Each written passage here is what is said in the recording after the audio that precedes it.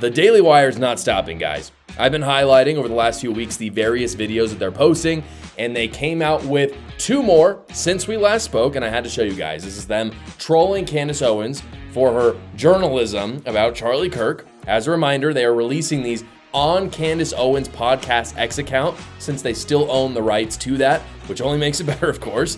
The first video that they put out was in reference to a video that Candace posted about a month ago. If you don't remember, she got very, very angry with Ben Shapiro. Here's a reminder in case you missed what she said.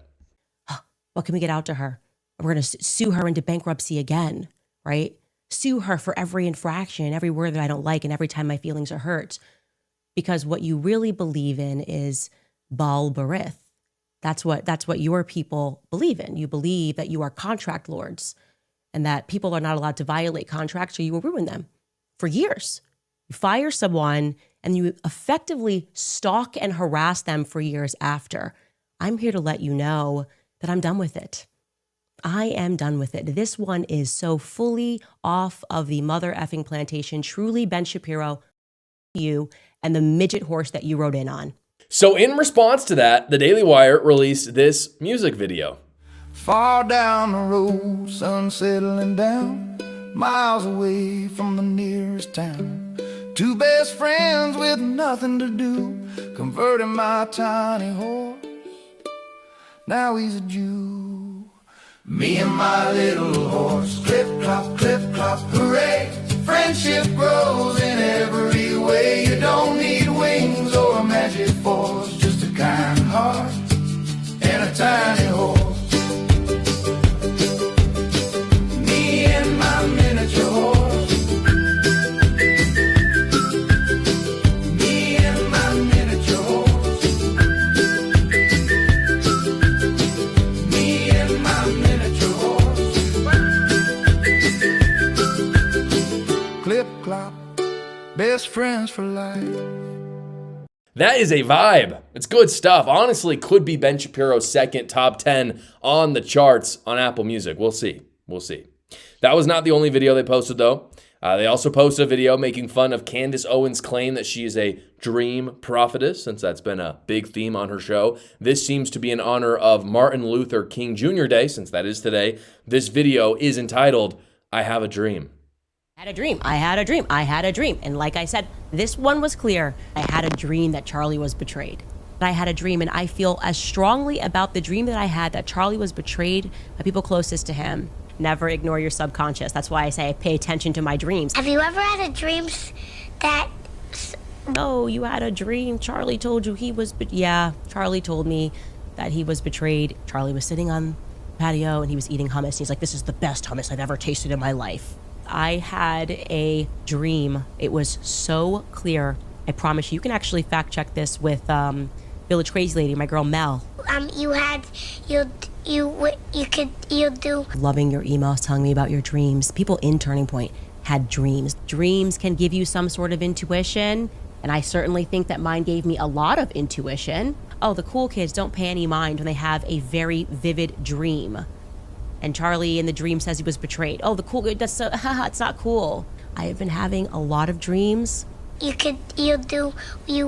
want Candace Owens, and to try to paint her as a crazy person because she had a dream. And I'm sticking with the dream.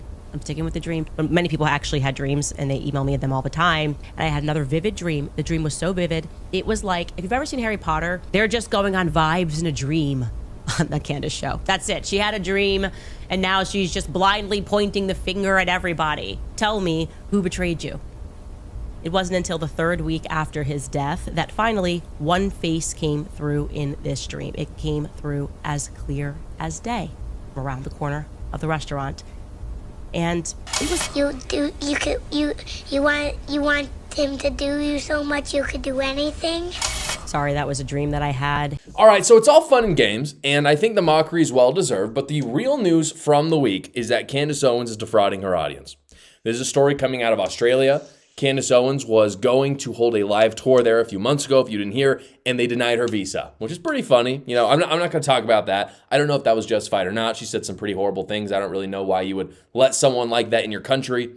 I'm pretty strict on immigration. If someone said horrible things in general as an American citizen, and, let's say they were people from the UK, for example, I'd be like, yeah, why do we want them here? Honestly, why do we want them to spread information? That's my opinion, but whatever. Because of that, she had to cancel her show in Australia. Normally, what good people do is when they cancel their show, they refund the money to the people who bought the tickets. And of course, she did not do that. This is according to The Guardian.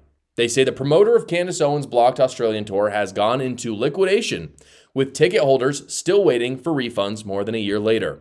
Roxman, the insolvent tour promoter, has repeatedly promised all ticket holders will be refunded for the American Conservative Commentators Tour after leaving some waiting more than a year for repayments. A spokesperson for Roxman said the cancellation seriously affected the company's touring arm, which faced significant upfront costs and would only see revenue if events proceeded. Quote, the cancellation, combined with existing tax obligations, created a real risk that the company could enter an insolvent trading period if it continued operating without restructuring, the spokesperson said. The promoter declared insolvency in December. Documents filed with the corporate regulatory show it had a $68,000 debt to the Australian Taxation Office and no assets other than a bank account of an undeclared value. And this is the kicker. At the end, it is unlikely any money will be paid to those owed by Roxman, according to its liquidator, David Sampson. As ATO spokesperson said, the agency would pursue the recovery of outstanding tax debts through the liquidation process. So they took the people's money and ran with it. And by the way, just to know how this all works, if they're able to get down to some assets for this company, it's going to the IRS. The ATO is the IRS of Australia. It's going there first, right? And then it might go towards their outstanding debts, but it's never, the last person on that list is the customers. There's no way anybody is getting this money back. Ticket Booth, which is the platform that sold the tickets, released their own statement.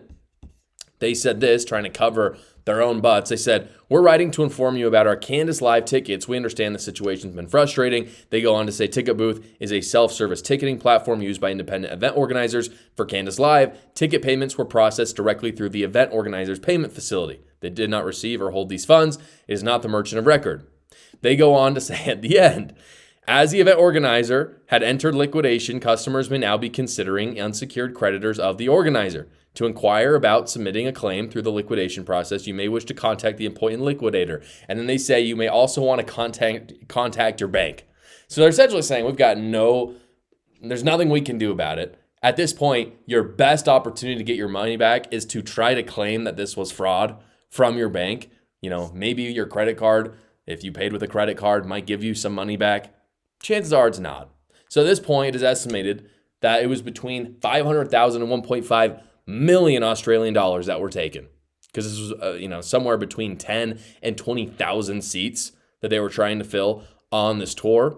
And because they're liquidating, again, zero chance that any of that money is going back to customers. Now, I understand that Candace didn't want to be denied her visa in Australia. She obviously didn't want this to happen at all. She wanted to make money off this tour, but she is the one that made the deal with the vendors and the promoters for the show. And if she can't even refund her own audience, what makes us think that she has any shred of integrity? I really do think when you look at how people run their businesses, independent of what they're selling or what they're doing, look at the internal things going on in their business. If they can't even do that right, you should not trust them at all. I don't care what it is. I don't care if you're buying grocery bags from a business. If they can't handle their internal squabblings, don't buy the grocery bags. Who knows the quality that you're going to be buying? For Candace Owens, if she can't even refund her own audience, what makes you think that she has any integrity in her show? I mean, that is just brutal. She makes millions of dollars a year from her audience. From her audience. It doesn't come from anyone else. It comes from sponsors, and they only care about your audience. That's how this business works. And so you have to understand that there is a give and pull, a give and take between creators and the audience. And the audience at the end of the day is the client, and it is the person that you have some sort of allegiance to. It's just the truth. And she can't even help them when they're going to see her own show. Like, they wanted to go support her. I don't know why they would want to do that, but whatever. That's what they wanted to do. And the lowest ticket price, as far as I'm aware, was $95.